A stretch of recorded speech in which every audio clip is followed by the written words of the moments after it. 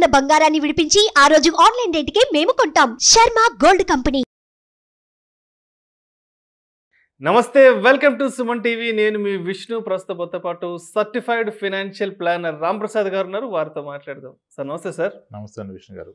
రామ్ ప్రసాద్ గారు, last 6 months నుంచి market చాలా వాలటాలిటీలో ఉంది. సో ఈ టైంలో మ్యూచువల్ ఫండ్ ఇన్వెస్టర్స్ అనేవాళ్ళు ఏం చేయాలి? నేను ఈ మధ్య తరచుగా ఒక విషయం వింటున్నాను.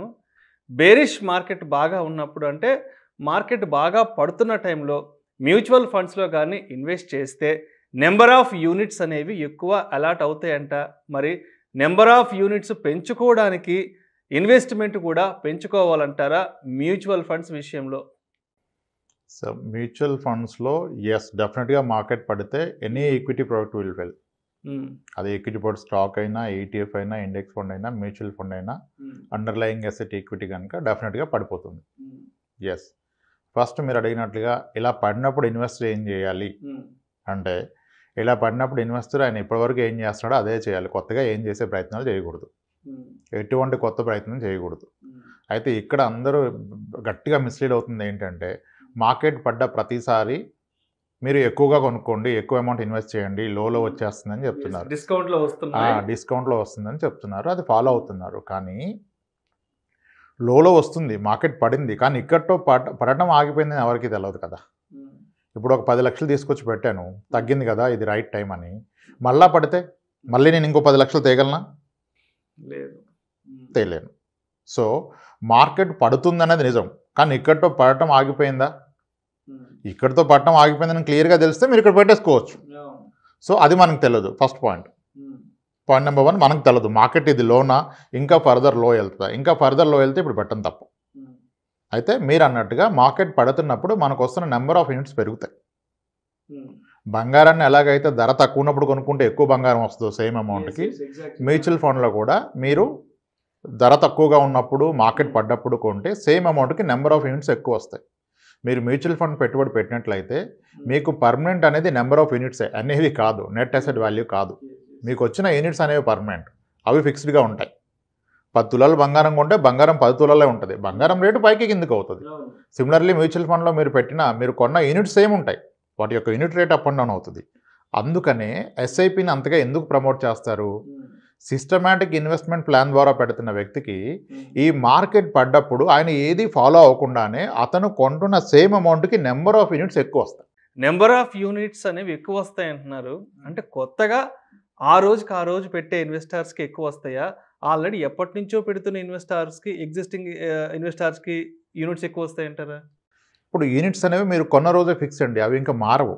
ఓకే, మీరు 10 తులాల బంగారం కొంటే బంగారం రేటు పెరిగినా తగ్గినా ఏమైనా మీది 10 తులాల బంగారం ఎలా ఉంటుందో, మ్యూచువల్ ఫండ్లో మీరు ఒకసారి అంటూ కొంటే అది ఎస్ఐపి ద్వారా కానీ లంసమ్ ద్వారా కానీ మీకు వచ్చింది 100 యూనిట్స్. 100 ఏళ్ళైనా మీకు 100 యూనిట్సే ఉంటాయి, 10 ఏళ్ళైనా 100 యూనిట్సే ఉంటాయి. కానీ ఆ యూనిట్ యొక్క ధర పెరుగుతుంది కదా, ఎన్ఏవి, నెట్ అసెట్ వాల్యూ పెరుగుతుంది. దానివలన మీరు కొన్నాక ఇంకా అది పర్మనెంట్.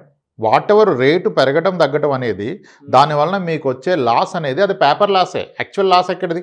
ఓకే, ఇప్పుడు గోల్డ్ కోవిడ్ టైంలో 56,000కి వెళ్ళిపోయింది, లేదా గ్రామ్ 5,600కి వెళ్ళిపోయింది.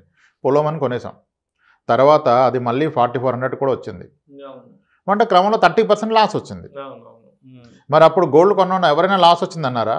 అనలేదు. ఎందుకంటే అతని లాజిక్ ఒకటే, నేను కొన్నది 20 గ్రాములు, నాకు 20 గ్రాములు ఉంది, నాకు లాస్ ఎక్కడిది? సేమ్ మ్యూచువల్ ఫండ్లో కూడా మీరు అన్ని యూనిట్సే ఉన్నాయి కదా, మీకు లాస్ ఎక్కడిది? ఈ తక్కువ రేటు ఉన్నప్పుడు అమ్ముకుంటే లాస్.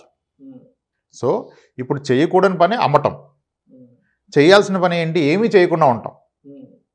సో సమ్హౌ ఇప్పుడు యావరేజ్ చేయాలనే పదం నాకు అంతగా కరెక్ట్ అనిపించదు ఈక్విటీ మార్కెట్ విషయంలో.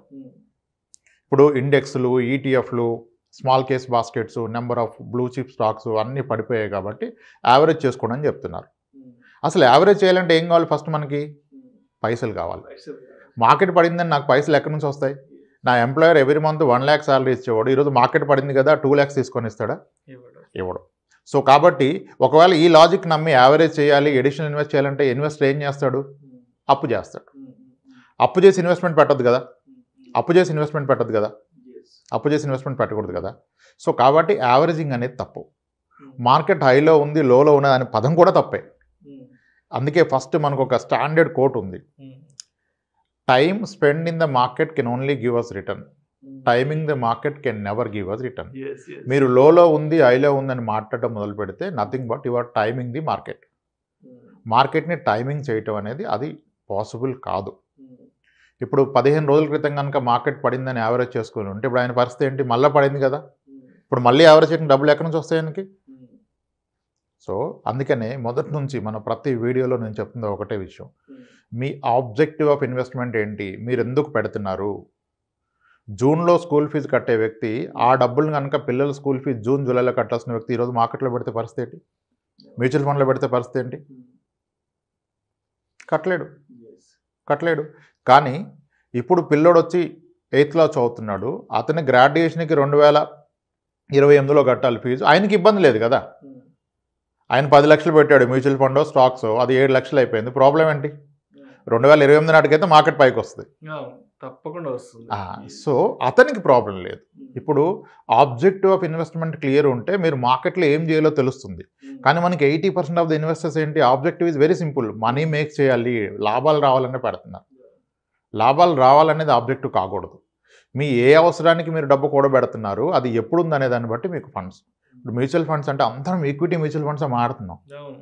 మ్యూచువల్ ఫండ్స్లో పలు రకాలైన ఫండ్స్ ఉన్నాయి, over night funds, liquid funds, short duration funds. Over night fund అంటే ఏంటండి? ఓవర్ నైట్కి ఇన్వెస్ట్మెంట్ చేయొచ్చు మ్యూచువల్ ఫండ్లో. లిక్విడ్ ఫండ్ 1 వీక్కి 1 డేకి 1 మంత్కి liquid funds are ideal. Okay, ఇంత కాంప్లికేషన్ ఎందుకంటే మీకు 3 మంత్స్కి 4 మంత్స్కి అయితే ఫిక్స్డ్ డిపాజిట్ ఐడియల్ అండి. Bank fixed deposit 90 days is most ideal product for a 90 days investment. ఇప్పుడు కొన్ని బ్యాంక్స్ సేవింగ్స్ అకౌంట్ మీద 5.5 to 6 ఇస్తున్నాయి. అన్ని బ్యాంక్స్ కాదు, కొన్ని బ్యాంక్స్, ఐడిఎఫ్సి ఫస్ట్ లాంటి బ్యాంక్స్ ఇప్పుడు ఇస్తున్నాయి. సో లిక్విడ్ ఫండ్ కూడా 3.5 వేస్తుందండి, గొప్పగా ఏమి ఇవ్వట్లా. సో మీ అవసరం ఏంటో తెలిస్తే మీరు ఎక్కడ పెట్టాలో తెలుస్తుంది. ఇప్పుడు జూలైలో జూన్లో ఫీజు కట్టాల్సిన వ్యక్తి ఎక్కడ పెట్టాలి మనీని? ఖచ్చితంగా బ్యాంక్లోనే పెట్టాలి. బ్యాంక్లోనే పెట్టాలి. అత్యాసకెళ్ళి మార్కెట్ బాగా పెరుగుతుంది, ఈ స్టాక్ కొంటే డబుల్ అవుద్ది అంటే అది రివర్స్ కూడా అవుతుంది. అప్పుడు స్కూల్ ఫీజు కట్టలేరు కదా. నేను ఇప్పుడు మా అబ్బాయి స్కూల్కి వెళ్తున్నాడు, నేను కాలేజ్ ఫీజు కట్టడానికి డబ్బులు దాస్తున్నాను, 6 ఏళ్ళు 8 ఏళ్ళు టైం ఉందంటే మీరు ఎక్కడైనా పెట్టచ్చు. అంతేగాని మార్కెట్ పెరుగుతుంది నేను పెడితే వచ్చేస్తుంది. ఎస్, మ్యూచువల్ ఫండ్స్ కానీ స్టాక్ మార్కెట్స్ కానీ విత్ ఇన్ క్వార్టర్లో 30% పెరిగిన ఉన్నాయి, ఆ దాఖలాలు ఉన్నాయి. విత్ ఇన్ క్వార్టర్లో 30% పెరిగాయి. అన్ని స్కీమ్స్ 10 years ఓల్డ్ ఉన్న స్కీమ్స్ అన్ని బెస్ట్ క్వార్టర్ పర్ఫార్మెన్స్ చూస్తే మీరు మనీ కంట్రోల్కి వెళ్ళి విత్ ఇన్ క్వార్టర్లో 30% పెరిగాయి. సిమిలర్లీ వర్స్ట్ క్వార్టర్ చూస్తే విత్ ఇన్ క్వార్టర్లో 30% పడిపోయింది. మరి 3 నెలల్లో నాకు అవసరం ఉంటే నేను పెడితే 30% పడే అవకాశం కూడా ఉంది కదా. So it's has to be objective of investment should be right. మీరు యావరేజ్ చేయాలా, అమ్మాలా, కొనాలా? ఓకే, మ్యూచువల్ ఫండ్స్లో లాసులు రావండి. మ్యూచువల్ ఫండ్ లాస్ రాదు, ఇన్వెస్టరే లాస్ తెచ్చుకుంటాడు. ఎందుకు? యూనిట్స్ తగ్గితే లాస్. మీరు ఆ టైం ఇస్తే రాదు కదా. మీరు ఎందుకు పెట్టారో తెలిస్తే ఆ టైం తెలుస్తుంది. మీకు ఎందుకు పెట్టారో తెలియదు కనుక మీకు టైం తెలియదు, ఈ మార్కెట్కి రియాక్ట్ అవుతారు. మార్కెట్ పట్టడానికి ప్రతిరోజు ఒక కారణం ఉంటుంది కదా. ఇప్పుడు గత 3 ఏళ్ళుగా గ్లోబల్ పారామీటర్స్ చాలా కారణాలు అయిపోయినాయి. రీసెంట్గా లాస్ట్ 1 weekగా మనం రెపో రేట్లు పెంచాం, యూఎస్ ఫెడ్ రేట్లు పెంచింది. సో డాలర్ అంతా వెనక్కి వెళ్ళిపోతుంది. ఫారిన్ ఇన్వెస్టర్స్ అంతా అక్కడ ఫెడ్ రేట్లు పెరిగాయి కనుక హ్యాపీగా ఇక్కడ డబ్బులు తీసేస్తున్నారు. ఇది 6 నెలలుగా జరుగుతుంది, ఈ మధ్య కాస్త ఎక్కువగా జరుగుతుంది. అందుకని మార్కెట్ ఫాల్ కాస్త పెరిగింది. ఇది ఎప్పుడు రివర్స్ అయిద్దో మనకు తెలియదు. ఏ క్షణమైనా ఇది రివర్స్ అవ్వచ్చు, లింక్ వర్స్ట్ అవ్వచ్చు. కానీ ఒక 6 ఏళ్ళు 8 ఏళ్ళు ఉంటానంటే ఇబ్బందే లేదు. 6 నెలలకు పైసలు కావాలంటే ఈ రోజే మొత్తం తీసేసుకొని వెళ్ళిపోవాలి. ఎందుకంటే 6 నెలల పరిస్థితి ఏమిటో తెలియదు మనకి. యావరేజింగ్ అనేది రాంగ్ కాన్సెప్ట్. మీకు ఎందుకు పెడుతున్నారు, మీకు ఎంత కావాలి, ఎప్పుడు కావాలి, దాన్ని బట్టి దానికి ఏ ఫండ్ అనేది. ఓకే, ఈక్విటీ అంటే ఎస్ రిస్క్. మ్యూచువల్ ఫండ్స్ అంటే mutual funds are not only equity mutual funds, there are debt mutual funds. డెట్లో పలు రకాలు, ఓవర్ నైట్ ఉంది, లిక్విడ్ ఉంది, షార్ట్ డ్యూరేషన్ ఉంది, క్రెడిట్ రిస్క్ ఫండ్ ఉంది, కొన్ని థిమాటిక్ ఫండ్స్ ఉన్నాయి, డివిడెంట్ ఈల్డ్ ఫండ్స్ ఉన్నాయి. అందరం ఎంతో తల బాదుకొని ఏ స్టాక్స్ మంచి డివిడెంట్ ఇస్తాయని చేస్తున్నాం కదా, అవన్నీ కలిపి ఫామ్ చేసిందే డివిడెంట్ ఈల్డ్ ఫండ్. హ్యాపీగా బెస్ట్ డివిడెంట్ ఈల్డ్లో పెట్టేస్తారు, మీకు డివిడెంట్స్ వచ్చేస్తాయి టైమ్లీ. షరియా ఫండ్స్ అన్నాం, రిలీజియస్ ఇన్వెస్టర్స్కి షరియా ఫండ్స్ అన్నాం, thematic funds, international funds, country specific funds, Taiwan fund, China fund, ఇన్ని ఉన్నాయి. మీ ఆబ్జెక్టివ్ తెలిస్తే ఏది పట్టాలో తెలిస్తే అప్పుడు ఈ వర్రీ మిమ్మల్ని వర్రీలోకి తీసుకెళ్ళదు. అలా ప్లాన్ చేసుకోవాలి. మొత్తంగా మరి ఇప్పుడున్న ఈ మార్కెట్ కండిషన్స్లో కొత్తగా ఇన్వెస్ట్మెంట్ పెడదాం అనుకునే వాళ్ళకి, అదేవిధంగా ఆల్రెడీ ఎగ్జిస్టింగ్ ఇన్వెస్టర్స్కి మరి మీరు ఎటువంటి సూచనలు సలహాలు తెలియజేస్తారు? ఎగ్జిస్టింగ్ ఇన్వెస్టర్స్ ఎందుకు పెట్టారో మీరు దానికోసమే పెట్టండి. మార్కెట్ పడిందని పెరిగిందని మీరు ఎటువంటి రియాక్షన్ వద్దు. కొత్తగా వచ్చే వాళ్ళు ఎందుకు వస్తున్నారో తెలుసుకోండి ఫస్ట్. మీరు అందరికీ వచ్చాయని మనకు వస్తాయి అనుకోవద్దు. మ్యూచువల్ ఫండ్స్లో 3 ఏళ్ళు పెట్టాక నెగిటివ్ రిటర్న్ ఉన్న టైం చాలా ఉన్నాయి. లంసం పెడితే 5 ఏళ్ల తర్వాత కూడా నెగిటివ్ ఉంది. ఎస్ఐపి పెడితే కూడా 3 ఏళ్ల తర్వాత నెగిటివ్ రిటర్న్ ఉంది. సో మీకు 3 ఏళ్ళలో డబ్బులు కావాలని ఈక్విటీ మ్యూచువల్ ఫండ్లో పెడితే మాత్రం అది తప్పే. వస్తున్న వ్యక్తి తెలుసుకోవాలి, నేను ఎందుకు పెడతాను, ఎప్పుడు కావాలి, ఆ పీరియడ్కి మ్యూచువల్ ఫండ్ కరెక్టా కాదా, నా 7 years పీరియడ్కి మ్యూచువల్ ఫండ్ కరెక్టా కాదా. సిమిలర్లీ ఎగ్జిస్టింగ్ ఆయన క్లారిటీ ఉంది కదా, ఆయన కూతురు పెళ్లి గురించి పెట్టిన అతను ఇప్పుడు ఎందుకంటే ఆయనకు వరి, కూతురు 3వ తరగతి చదువుతుంది, పెళ్ళికి ఇంకా 20 ఏళ్ళ టైం ఉంది, ఆయనకు వరి లేదు. So mutual funds are subject to market risk. Yes, మనం ఫస్ట్ దీన్ని అర్థం చేసుకోవాలి. ఈ సైకలాజికల్గా వచ్చే రిస్క్ ఎక్కువ మార్కెట్ రిస్క్ కన్నా. మార్కెట్ రిస్క్ మీ డబ్బులు తినేదు, మీరు సైకలాజికల్గా మీరు ఎప్పుడైతే రిస్క్ అని ఫీల్ అవుతారో మీ డబ్బులు పోతాయి. ఇప్పుడున్న లాస్ అంతా పేపర్ మీదే కదండి లాస్. మీకు తగ్గిందంటే ఎక్కడ తగ్గింది, మీరు అమ్ముకుంటే తగ్గింది, అమ్మకపోతే తగ్గింది ఏం లేదు, మీకు వచ్చిన యూనిట్స్ అలాగే ఉన్నాయి. అందుకనే మ్యూచువల్ ఫండ్స్ని ఎప్పుడు యూనిట్స్లో మెజర్ చేయండి, ఎన్ఏవిలో మెజర్ చేయదు.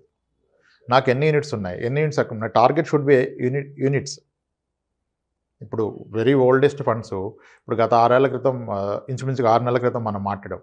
నిప్పాన్ ఇండియా గ్రోత్ ఫండ్ వచ్చేసి 1995లో స్టార్ట్ అయింది, 2300కి వెళ్ళిపోయింది అనేవని, ఇప్పుడు 800కి వచ్చేసింది. ₹1,00,000 పెడితే 2 కోట్ల 20 లక్షలు, 2 కోట్ల 30 లక్షలు అన్నాం, ఇప్పుడు 1,80,00,000కి వచ్చింది. కానీ నిజంగా అప్పటి నుంచి పెట్టినందుకు అదేం లాస్ కాదుగా. ₹1,00,000 పెట్టి 2 కోట్లు అయిన వ్యక్తి 1,80,00,000 అయినా లాస్ లేదు. కానీ మొన్న ఆ మాటలు విని పెట్టి ఎవరైతే మొన్న ₹1,00,000 పెట్టి అది కిందకి వెళ్ళిపోయింది 80,000కి, అతనికి loss. So objective should be clear అండి.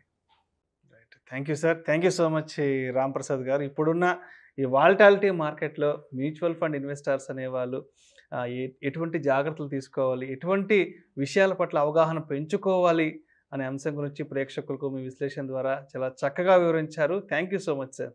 రైట్ అండి విష్ణు గారు, థ్యాంక్స్. ఇలాంటి మరిన్ని interesting videos and valuable information కోసం వెంటనే మా ఛానల్ను సబ్స్క్రైబ్ చేయండి, లైక్ చేయండి, షేర్ చేయండి. అదేవిధంగా మీ అభిప్రాయాలను వీడియోస్ కింద కామెంట్స్ రూపంలో మాకు తెలియజేయండి. This is Vishnu signing off.